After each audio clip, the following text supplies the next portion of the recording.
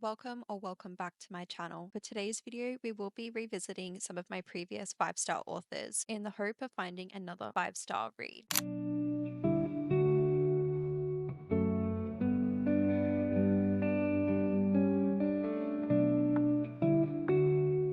I think it's time that we go back and revisit some of my 5-star authors. I wouldn't say that all of these are authors that I continuously read all the time, but I have given a book 5 stars to them previously in the past. So I want to see if there is more books on their backlist that I can give 5 stars to. So we're going to be exploring their backlist and also some of the new releases as well. Hopefully we can find ourselves a 5-star read out of this video. The first one I want to double check is technically a reread, because this book here, Fear the Flames by Olivia Rose Darling, I did give this 5 stars when I first read it.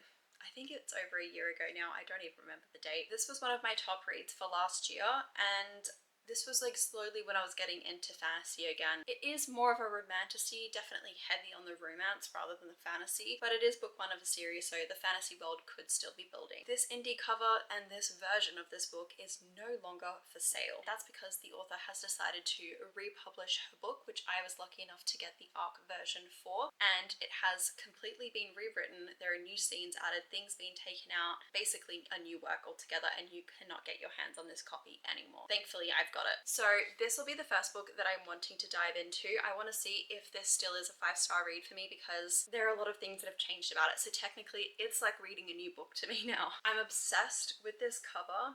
This isn't what obviously the cover's going to look like. I'll put the cover on the screen for you guys to see which one that is. If I enjoy this book just as much, I will be getting the new version as well. I'm so excited to start this. I'm going to go through the other authors as well and the other books I'm hoping to read. A 5-star read that I have is Out on a Limb by Hannah Bonham Young. I'm obsessed with this book. It is the first pregnancy trope book that I fell in love with. I didn't used to love that trope, but now I think when it is done right, it really does work for me. But when it's not done right, it's definitely a miss. So this is one of those books where I think if you are hesitant about going into that trope, highly recommend this book. It will change your mind about it, but I'm not going to say that this will change it for all books in the future, because I have read some and being very, it's not for me sometimes. But this one is just done in a completely different way, and it was so beautiful to read. It's a 5-star read for me, and I'm obsessed with this author as well. But I want to also start now reading some of her backlist. So I've got Next of Kin, which is on my TBR for this month. And then the final author, which I'm a little bit hesitant to say that I gave this author a 5-star read, because the last time I read her book was maybe 2021. And I've not read one of her books since. And I did give that book 5 stars because I was like new to book talk at that time. Haven't reread it, so I don't really know where I would stand with it today, but The Spanish Love Deception by Elena Armas. I was obsessed with Aaron Blackford. Like, he was the book boyfriend for me. I've never really like I don't think I've thought about him in the last maybe year or 2 years, but that first year he was everything to me. And I want to see if Elena Armas can still produce that sort of book boyfriend for me. At that time, you had to be there. So the book I've got on my TBR this month, which is from her, Fiance Dilemma, is a engagement of convenience, as we've obviously can tell. I don't know too much else about it, but I'm keen to see if I'm still a fan of her work, because I've got another book of hers down here, The Long Game, which I've also not read. It's been a while since that even came out, but I've just never reached for her anymore, and I just want to force myself and see, is this author for me, or can I let go of the other book that I've got on my TBR? So this one's a bit of an iffy one, because she was a 5-star read quite a while ago. She's not a current 5-star read author, but who knows, she still could be, depending on this book. I think I'm going to start here because, you know, tried and true, I knew that this is going to be a good book, and we're off to a good start for the video. I'll check in with you once I'm probably maybe halfway through or something like that.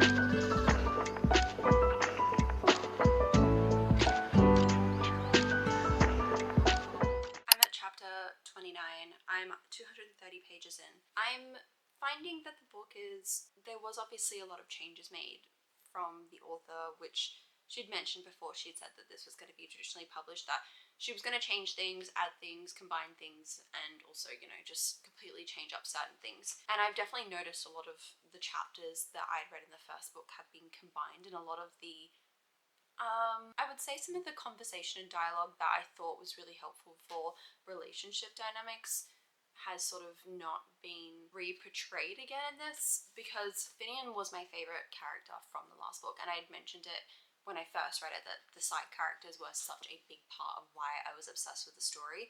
But I think a lot of his character is getting lost in this book, and I'm sort of missing that connection that I had with him.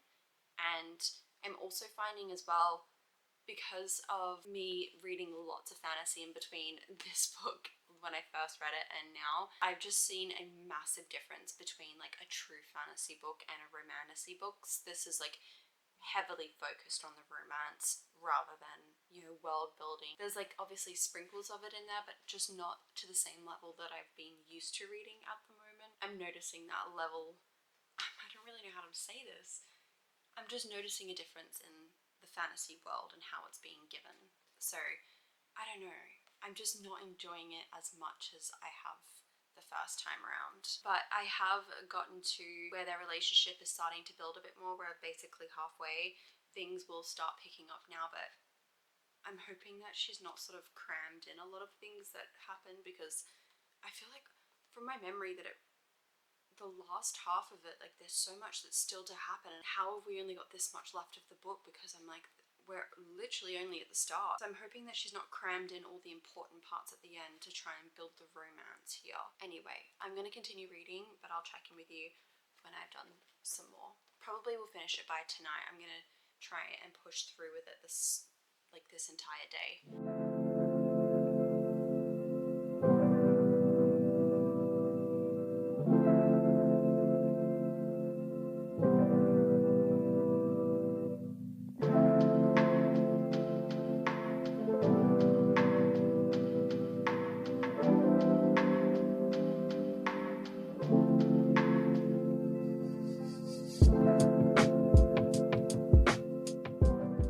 Definitely still some funny moments between them, but I'm really hoping that she has the same like found family moments that were in the first one. There are a couple times where I've been giggling. It just reminds me of the first time I read it. Hey besties, I've just got back from the shops.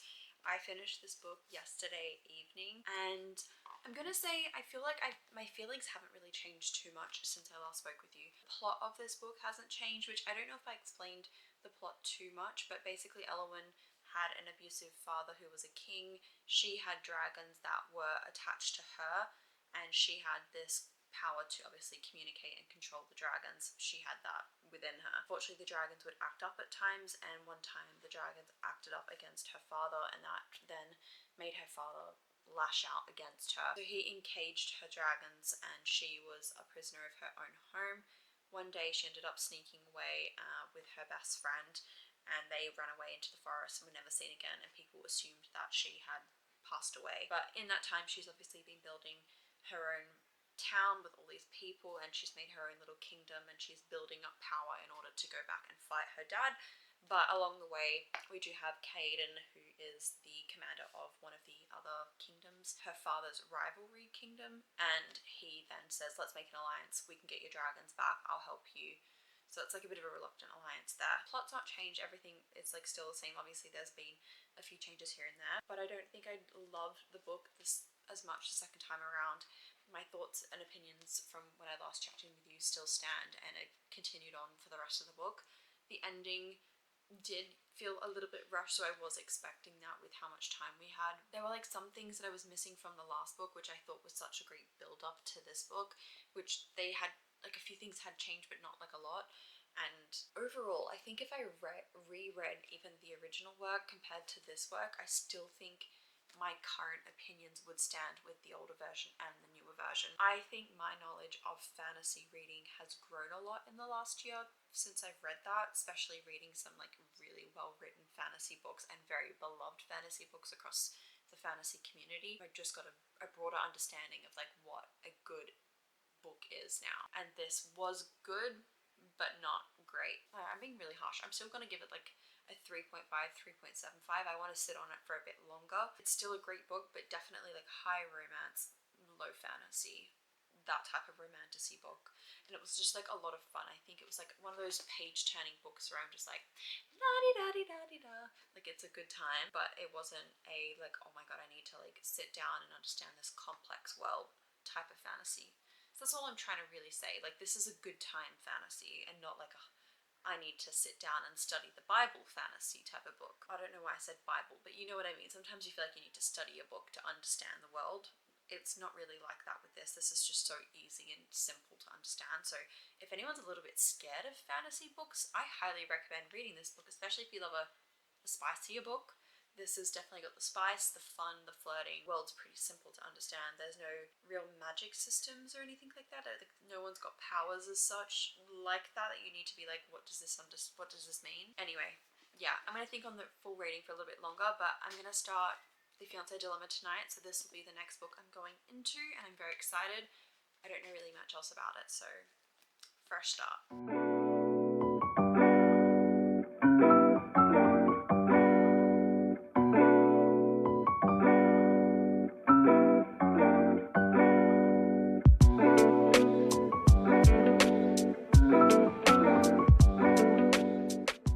I did start The Fiance Dilemma and I got around 100 pages in. Yeah, 112, chapter 8. I'm thinking I might have to DNF this book, and I don't know if this is a soft DNF or a hard DNF yet. I really am leaning towards it, a hard DNF. This took me about a week and a half to even get to this point. The dynamic is meant to be a relationship between Josie and Matthew. Matthew is Josie's sister's best friend. But we haven't met the sister yet. We're 100 pages in. I hardly know anything about her. Their relationship went from being like, I've never noticed you, to all of a sudden, as soon as they made this deal to do this fake engagement, that they're now obsessed with each other. And I'm like, wouldn't you have seen each other and been obsessed with each other prior to this? I don't know, like it's feeling very insta-lovey to me, and their connection, like, I don't know, it just, nothing about it seems like natural. What is going on? Like, first like maybe 3 chapters I was like, oh, this could be going well, and then it just took a turn and I'm like, I don't know, I'm not connecting at all. And I know I'm only 112 pages in, but I truly can tell already that I'm not going to enjoy this book at all. A little bit of background, like for like what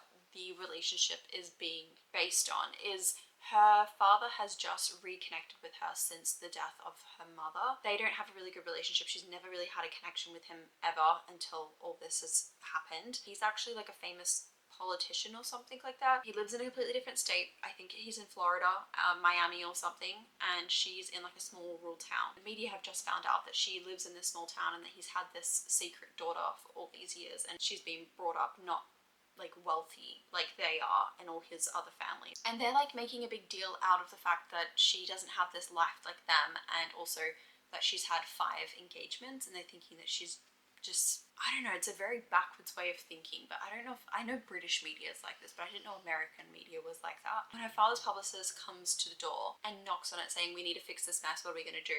She had like a wedding ring on that she was trying on from a previous marriage, or like her grandmother or mum or something that passed away, I can't remember. And she goes, oh, you're engaged. And then she just made up on the spot the fact that she was engaged again. And then lo and behold, Matthew comes walking up the street around the corner up towards the house, and she's like, yep, I'm with Matthew, and it's obviously her sibling's best friend. Now they're organizing to like do all this wedding with the publicist, and like her dad's paying for it all. There's something about the writing, I think this idea and concept could have been really well done, but I think I'm not enjoying the characters, the writing, everything. I'm just gonna have to part ways with it because it's literally been weeks of me trying to finish this, and I just need to move on. And I think the best way to do that is to DNF for now and possibly come back, but if I don't pick it up in the next month, I'm definitely just going to say it's a hard DNF. So I think I'm going to move on to the final author for this video, which is Hannah Bonham Young. As I mentioned earlier, my 5-star read was Out on a Limb. That's the only book I have read of hers, and I do need to obviously read more.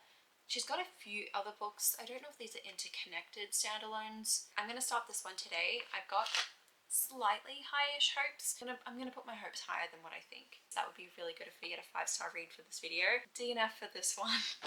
Let's move on.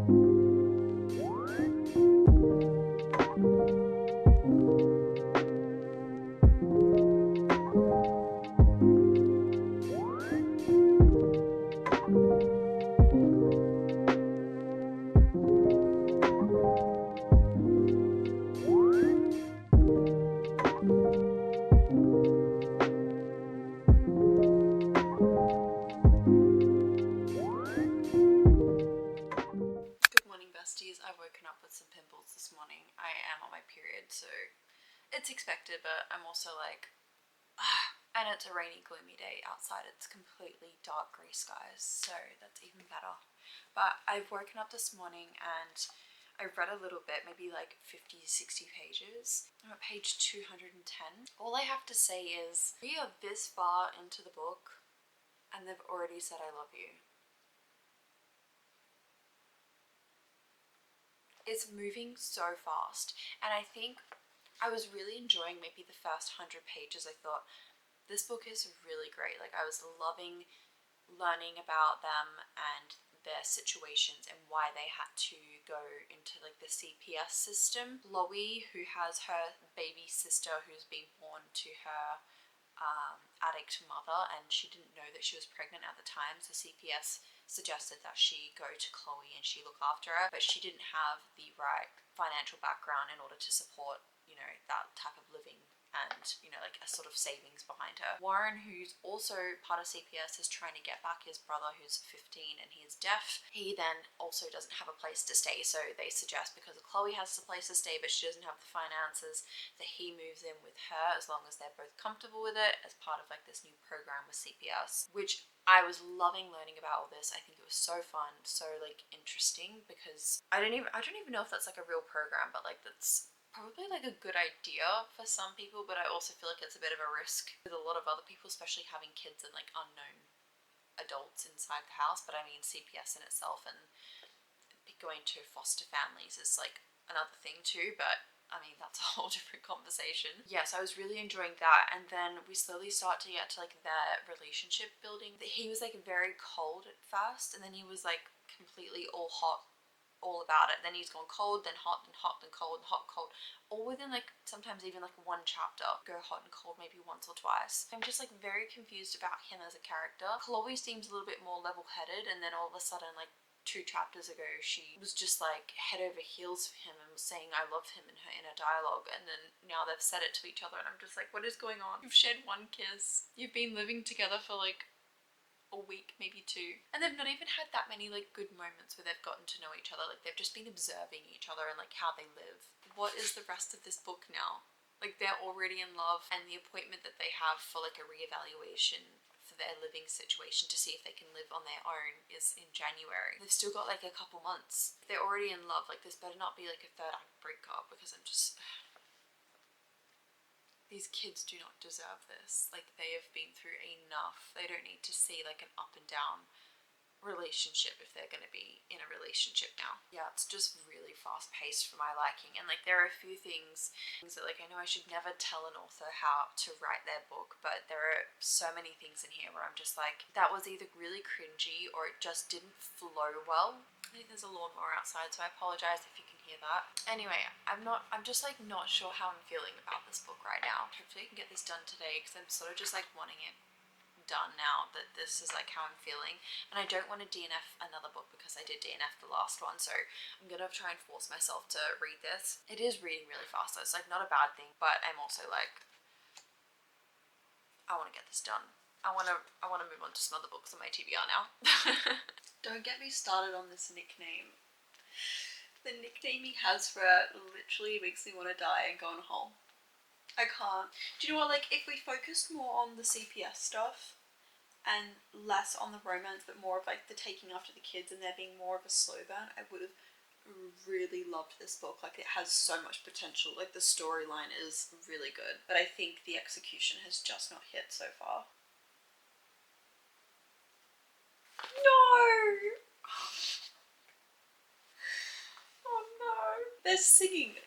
He is singing to her. Ah! I hate when authors put lyrics on the page. Like, why? I don't want to know that he's singing. He goes, not too cheesy. Yeah. Very cheesy. Do not do that again. Ew, ew, ew, ew, ew, ew, ew. I can't, guys. I can't. I don't know what I'm gonna rate this. I finished Next of Kin as of like this morning, probably maybe 2-3 hours ago, and I've sat on it for a bit, and I think I'm pretty certain on what I'm gonna rate this. I'm sitting probably close to a 2.5 star rating. I was gonna go 3, but I think it's just not quite in the 3 mark. I had so many more moments that I was upset with. Not upset, maybe more just like grossed out, cringed out. There's something about the two characters, I didn't feel the connection at all. And even when I told you guys that I was halfway and they had already confessed their feelings, it just went too fast paced for me. And then like the ending where they were having some moments together, it felt like not genuine. It felt very YA. I think that's what it is. Like it was too very like, I love you and I love you and I love you, like every 2 seconds. And it wasn't like they were building this deep connection, which I know that they're 21 or 22, something like that. They're still quite young. But even then, I'm like, that felt like they were maybe 15, 16, the way I was reading their conversations and their relationships.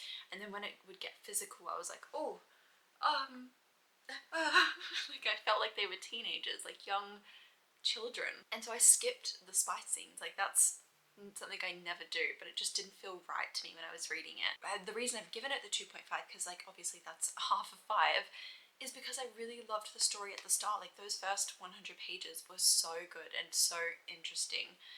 It just, the second half really lost me. And then I started to realize, oh no, like they're children. The way that they're talking and they're communicating, like they are actual children.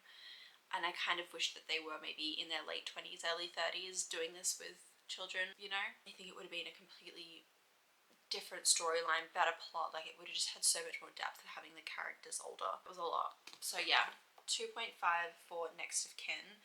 And going back on my reviews, I just want to round up before I end the video, but the Fiance Dilemma, I had DNF this. It is a hard DNF. I don't think I will go back to it. Probably going to maybe just either donate or trade the book. As of my last video I uploaded, I explained that I'm trying to only keep books on my shelf that I love. So these two most likely are going to be donated. Well, I might try and sell this because it is basically brand new. I've only read it once. I'll put it up for £1 on my Vinted. But this one I'm just probably going to donate something. I don't know. I've not even thought about it since I finished the book, and because I spent maybe a week trying to even read those 100 pages, I feel so much more relief now knowing that I don't have to go back to this book, and that is probably a sign that I needed to just end the reading there, which I kind of wish I was going to do for this book, but I didn't want to DNF 2 books in this video, so I sort of pushed through a bit. But this probably would have been like a 2-star read for me if I kept going. I could just feel it in my bones. So unfortunately, Hannah Bonham Young and Elena Armas probably won't be authors that I'm probably going to reach for in the future. I may possibly, I'm not going to say never, ever, like I'm not going to say never to picking up their books, but they're just not probably an author that I'm going to keep up to date with and seeking out their newest releases. Unless I hear obviously everyone talking about one of their books saying how great it is, I will probably not pick up. Actually, Hannah Bonham Young, I'm probably still going to give another chance, only because Out on a Limb was a more recent release compared to this one, so maybe this is just her older work and her writing is a lot better now. And she does have a new book, Out of the Woods, I think it's coming out soon, so I'm probably going to see what people's opinions are and then get it if everyone loves it, which I've seen a couple of reviews and people are loving it, so I'm not gonna cancel out Hannah just yet. I mean, it might just be a once-off book, but Elena Armas, I can just, I don't know, that's a different story. And then my final review for Fear the Flames by Olivia Rose Darling. I know that the first time I read it was a 5-star read, and I've gone into the re-release, which is the published version. I don't know if it's maybe I need to reread the first book again. Maybe that's something else I can do, but there are a lot of things that I think that the book was lacking for a fantasy book that I now believe I want to see in a book rather than heavy romance. I do like a bit more of a build-up. With a fantasy book in my head now, my most treasured books when I'm looking back now, I'm like, the build-up was across multiple books and this relationship building slowly. And I think when a fantasy book jumps in more like a romance book and it's all within the one book, I'm lacking that longing and the, maybe not, doesn't have to be an enemies to lovers, but just the general build up. I don't know what I'm trying to say. Like, I've just had a mental blank of where I was going. I had a full mental blank.